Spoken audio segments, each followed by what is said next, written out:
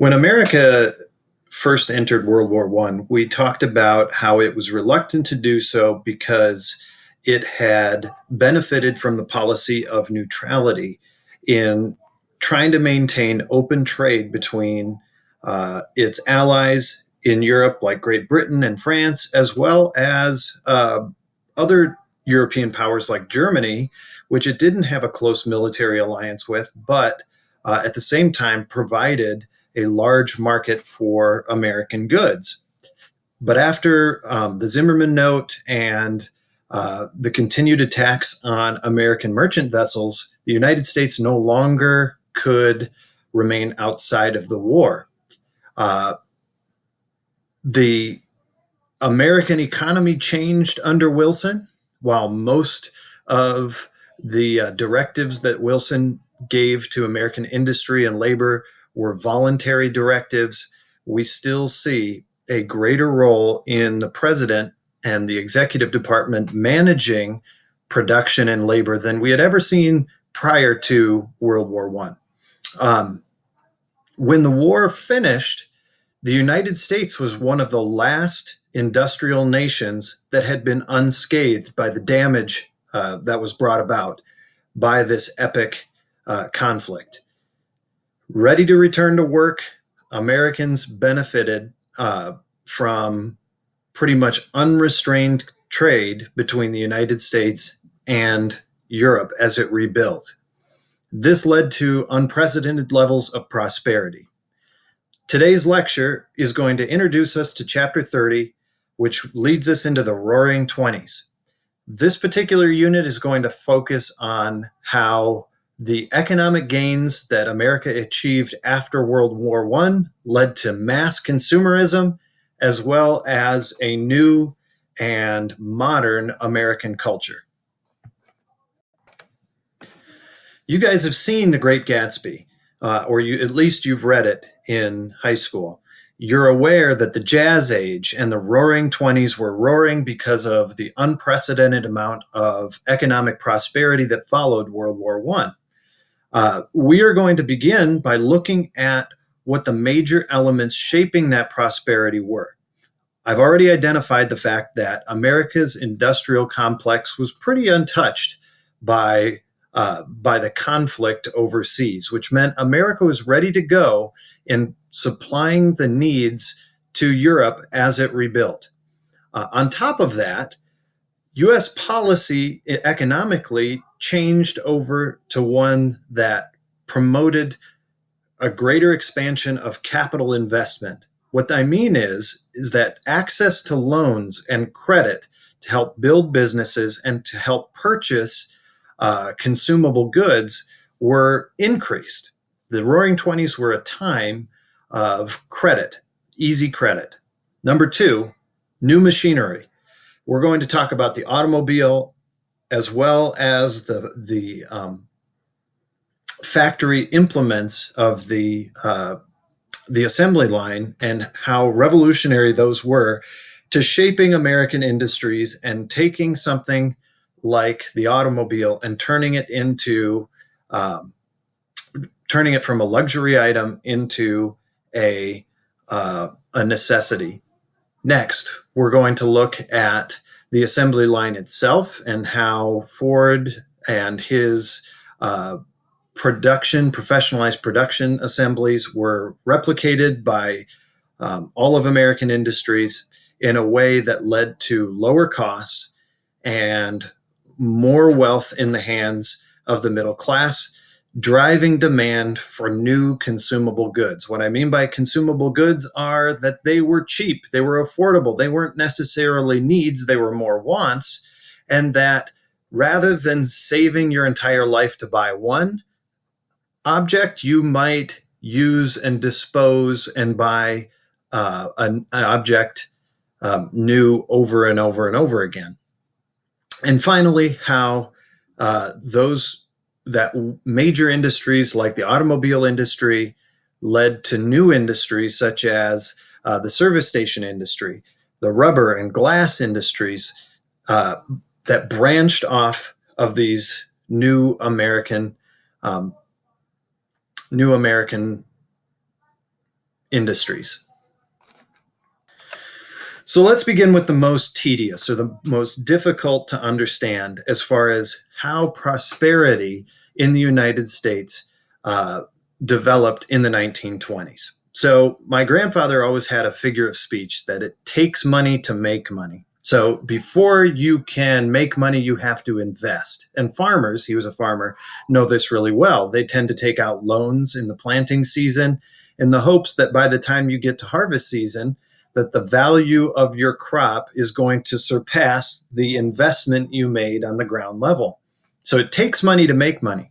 Uh, and America put credit to work after World War I, uh, making available credit not only to business owners, but to American consumers. I'm talking about the birth of the credit card, a personal line of credit that would allow people to possess something that they wanted, not just what they needed, but something that they wanted today with the promise of paying it off tomorrow.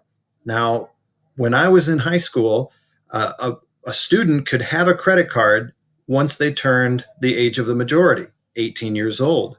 Today, if you are still dependent upon your parent, you'll find that you cannot have a personal credit card until you turn 21 or get emancipated from your parents, where you are no longer depending on them to pay the majority of your bills. That is part of a legislation that passed after the Great Recession in 2008, 2009, because a big part of the financial crisis at that time was unsecured loans to people who couldn't afford to pay them back.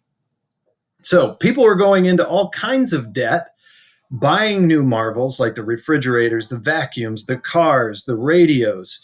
Uh, and the 1920s is the time where people were purchasing and enjoying those things. What we need to be aware of is on the horizon, this cloud of debt is building. And in the 1930s, the burden of those unsecured loans and the frivolous investments, both by individuals and Wall Street, are going to end up uh, causing economic collapse with the Great Depression. Most symbolic of this prosperity and American consumerism was the automobile itself. Now, this is not tremendously new information. I know that since you were in elementary and middle school, you've talked about Henry Ford, his assembly line system, and of course, most of you, now that you're juniors and moving into being seniors, have an automobile. In fact, your homes probably have multiple automobiles. It's pretty standard around Bennington that uh, homes come with a 3-car garage. On average, the American family has 2 vehicles. They've become an essential and also a symbol of the status quo. So, the automobile is the best example of mass consumerism of the 1920s that we can come up with. It also leads us into our third point, which is the standardization and the mechanization of the assembly line is going to create more and cheaper goods that aren't always just directed at American needs, but also American wants. As people have more money in their pockets, they're looking for new ways to entertain themselves. They're looking for ways to make life a little bit simpler. And so the assembly line process is going to branch into every American factory during the 1920s. All right, so here's Henry Ford with his first car that he built, not in 1920s, but all the way back in 1896. So the automobile had been around for several decades before the creation of the Model T. But once again, cars were highly customized, the parts were not interchangeable, and so they tended to be sort of a novelty of the wealthy as opposed to something that was accessible to the average American.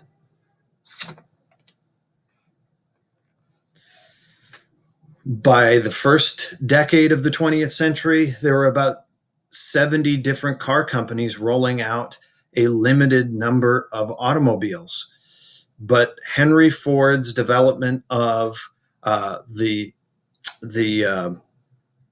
moving assembly line, following the principles of another inventor by the name of Frederick Taylor, who coined the concept of scientific management. That is, using science to determine what is the most efficient approach to production and getting rid of wasted or non-profitable movements.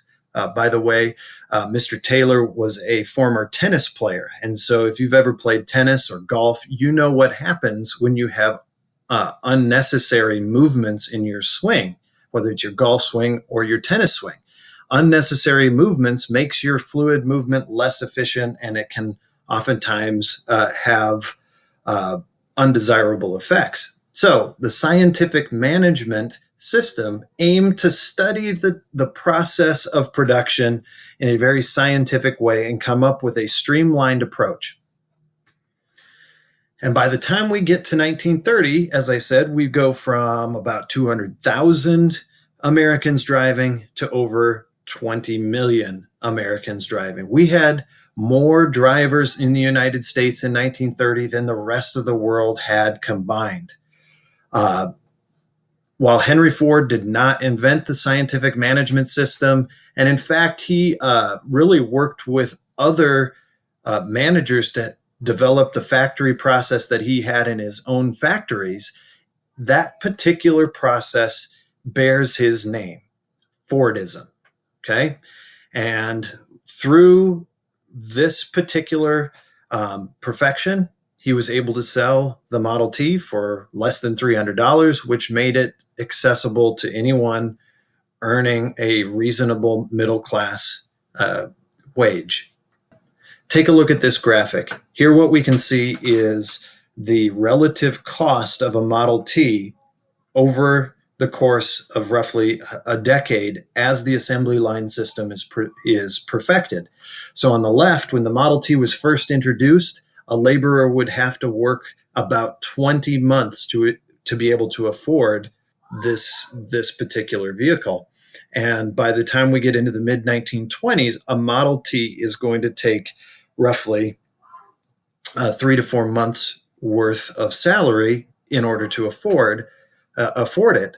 But to give you an idea of what that would cost in today's terms, we're looking at something like, probably about $10,000 to $12,000, which it is significant amount of money, but it is something that is attainable, especially as a necessity for middle class families. The United States quickly invested in the construction of roads, which is in part why we produced also so many drivers. With this graphic, we can see here that by 1970, America had 110 million cars, well beyond the total number of cars the rest of the world has combined. Our access to oil as well created a much cheaper opportunity for people to get on the road than in countries that are not oil rich. To continue with our theme that wealth begets wealth, the creation of America's newest industry, the auto industry, also created secondary industries, a wave of secondary industries aimed at supporting or enhancing the driving experience. So everything from the production of rubber and glass for the exterior of automobiles to the service station, gas stations. I love going to Casey's gas stations. Those particular industries sprouted out of this new American juggernaut. And so what we're looking at here is a gas station in 1923, and stations like this began to appear about 1913. But for the most part, the handful of American drivers in the 19 teens had to buy their oil wholesale from oil production companies. But as we get into the 1920s, we have the service station industry develop, where you are able to locate fueling stations on the highway as you drive. And this is going to create a much more mobile society as well. Consider this. If you own an electric car today, the opportunity to charge that car anywhere other than at your home is relatively limited. It seems like a good idea to get an electric car so that you can do what you do with a fuel car. But if you're going to travel outside the charge radius, you have to plan ahead of time where you're going to find a charging station. You don't have to do that if you have a fuel car. You get in, you drive, and you know within a couple of miles you're going to find a gas pump. It is safe to say that the automobile was more than just a luxury item, that it quickly became a necessity, and probably just as importantly, a social agent of change. It became a badge of freedom and equality. Whether you were rich or poor, you could reasonably afford a car, and those cars became a symbol of the American experience. You could access greater amounts of leisure. Um, One of the groups that benefits from the dawn of the automobile is women. Women, of course, being tied to the home, as we've talked about, in their separate sphere, uh, are able to get some liberty and freedom on the road. Once again, we have Henry Ford to thank for this social innovation, as the Ford Motor Company in the 1920s marketed automobiles not just to the man of the house, but also to the woman. That this would be an opportunity for her to fulfill her traditional role as grocery shopper and as a head of the household. The last thing I want to talk about is the interconnectedness of society that's resulting as the out of the invention of the automobile. So we have greater interconnectedness in education. Students are able to take buses or get transported to a central location for education. By the 1920s, we're going to see roughly 25% of American children are graduating from high school. Um, in addition to that, we're going to see uh, church congregations coming together.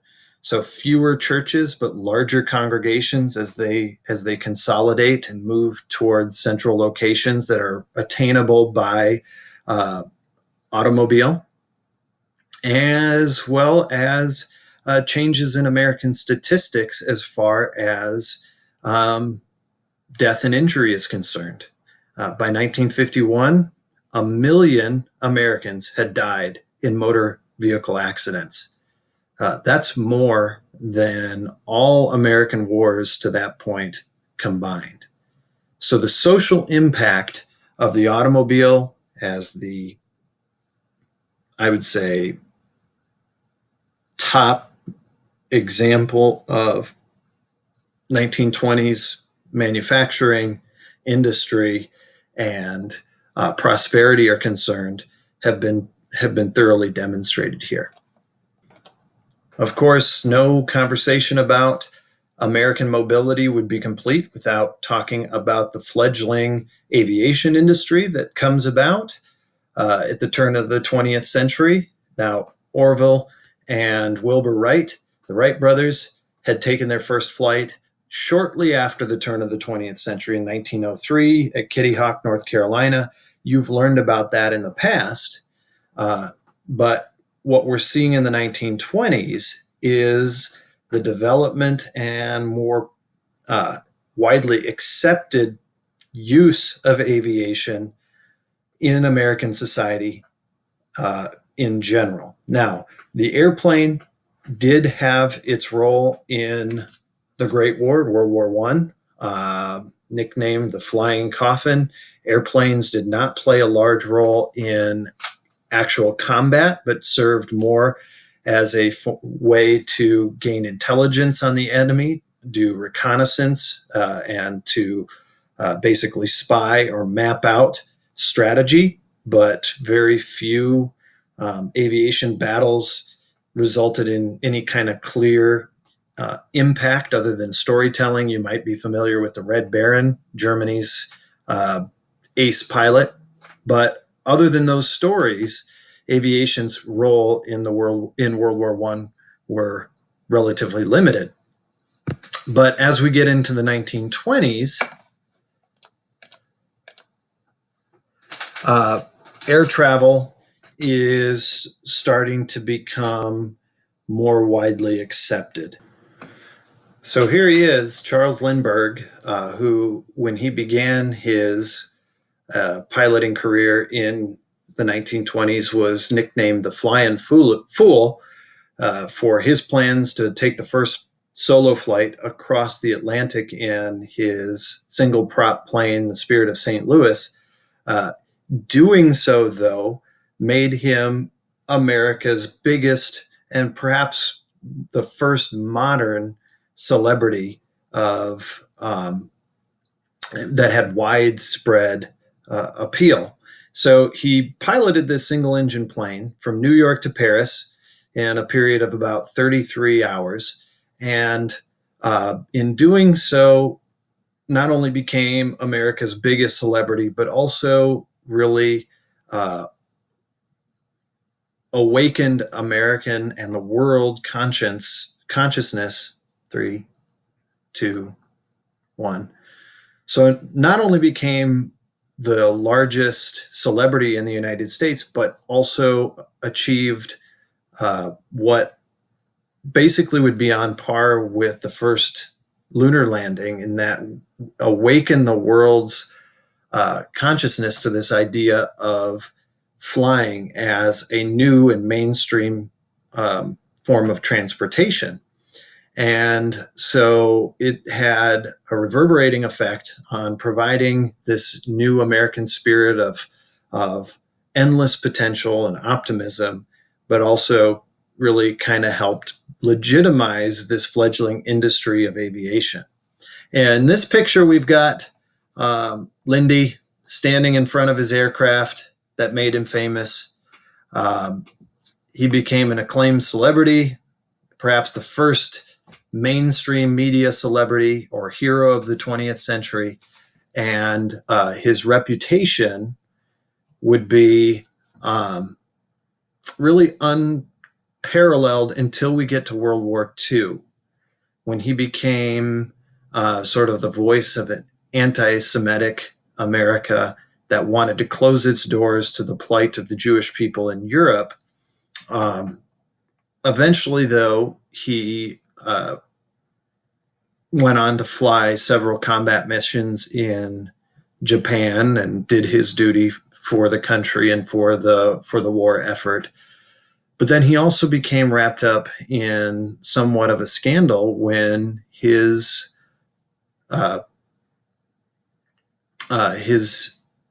baby was abducted and murdered in what became America's highest profile, or maybe first high profile murder mystery. Just as many Americans today are addicted to celebrity gossip, Americans of the 1920s followed the story of the Lindbergh baby's disappearance and eventual discovery of that this child had been murdered every evening on radio shows. This brings us to our fourth impact of American prosperity during the 1920s, the idea of a mass consumption economy, that goods and services are now affordable, available to the general American public.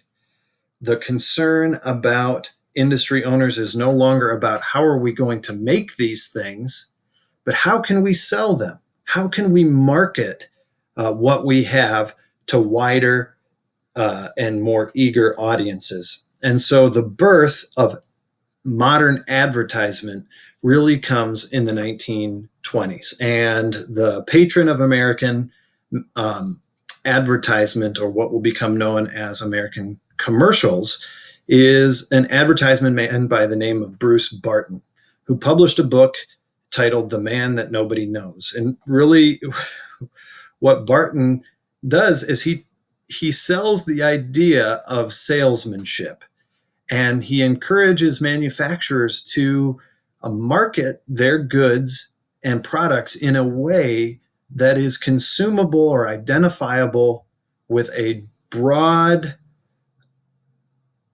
average audience through emotional appeal. And the person he turns to help explain how this can be done is who he calls the world's greatest salesman of all time, Jesus Christ.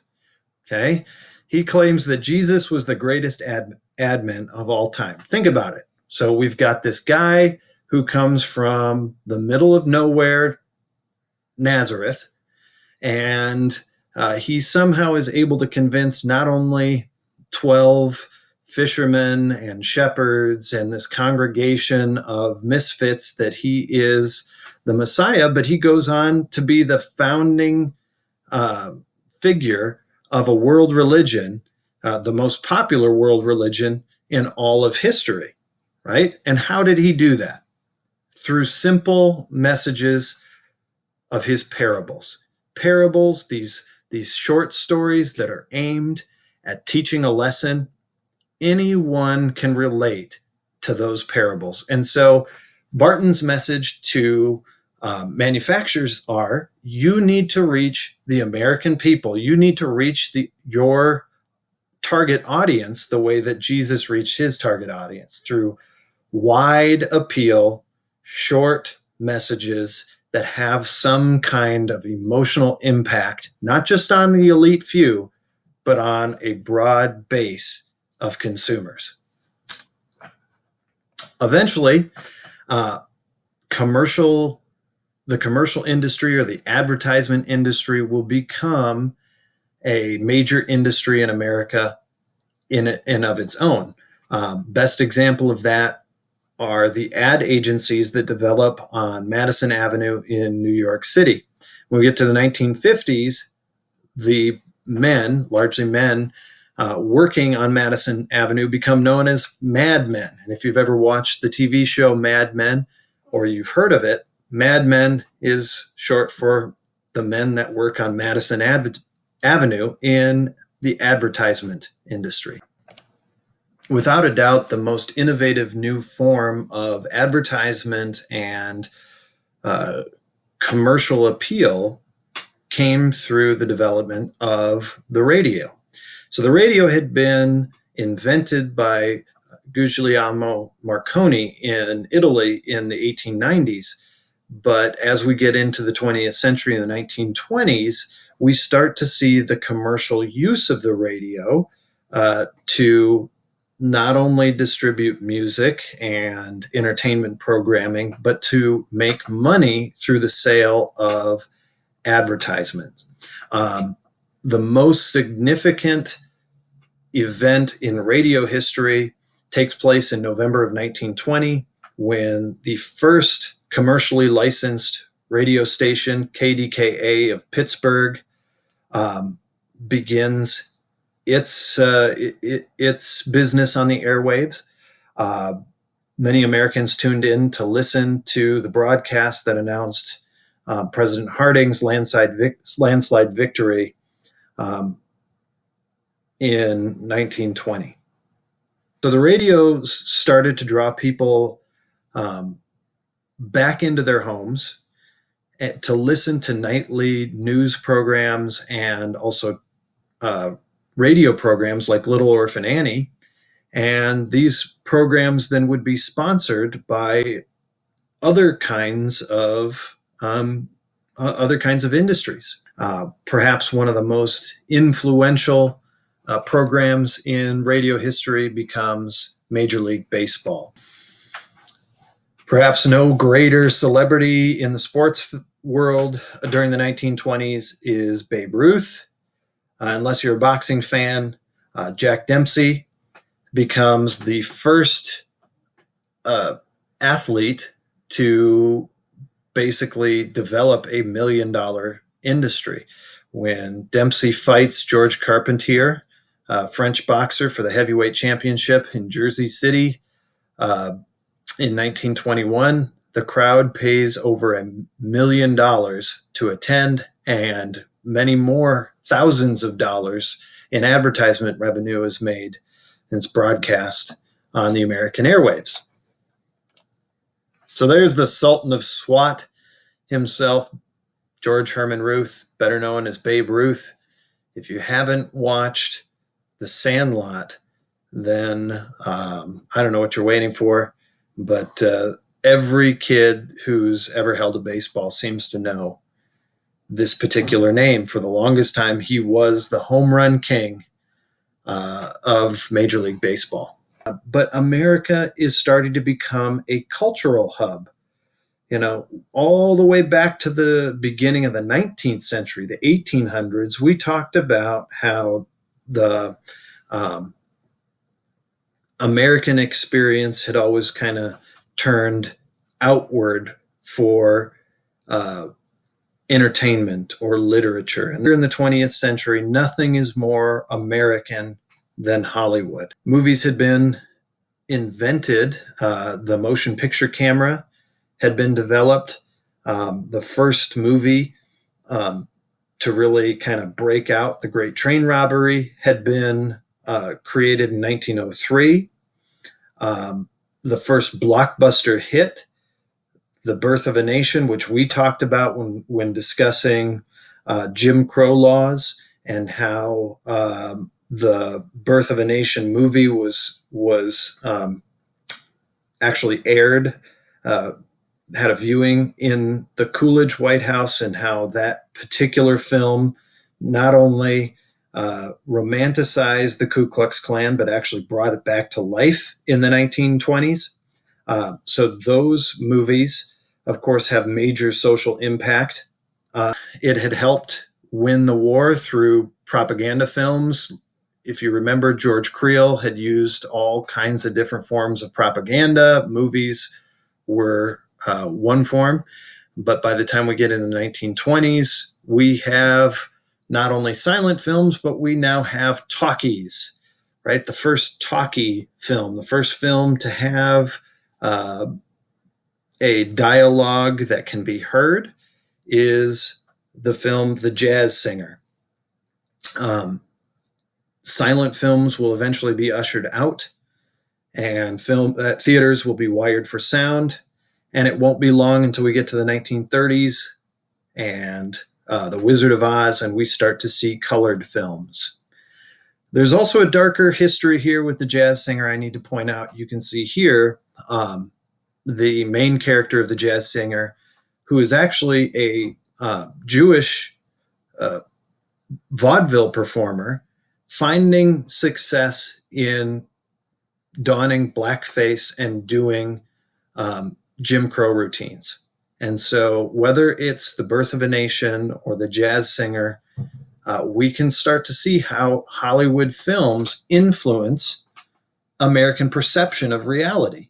And it's going to bring back the Ku Klux Klan. It's going to reinforce racial stereotypes about African Americans.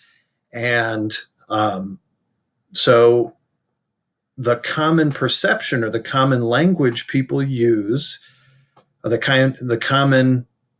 common perception that people have about different groups of people are influenced by Hollywood. And it isn't long before we start to see these celebrities making ungodly amounts of money. By the 1920s, movie stars are making more money than the President of the United States. And oftentimes, film stars are viewed as not only celebrities, but as leaders, as people who Americans admire. Really, the lasting influence, whether we're talking about commercial advertisement, sports, radio, movies, um, consumerism, is that we are starting to see Americans tied together for the first time in what's known as mass culture. The standardization of tastes, of language, of what is popular and what is not popular. America now has a uniform culture thanks to transportation and technology. Okay. This can be good. It can be negative. Some of the negative effects include, um, chipping away at uh, older cultures, traditional cultural values of immigrant groups that came to the United States. But at the same time, it creates an opportunity for the world to see and know what it means to be American. Have a great day.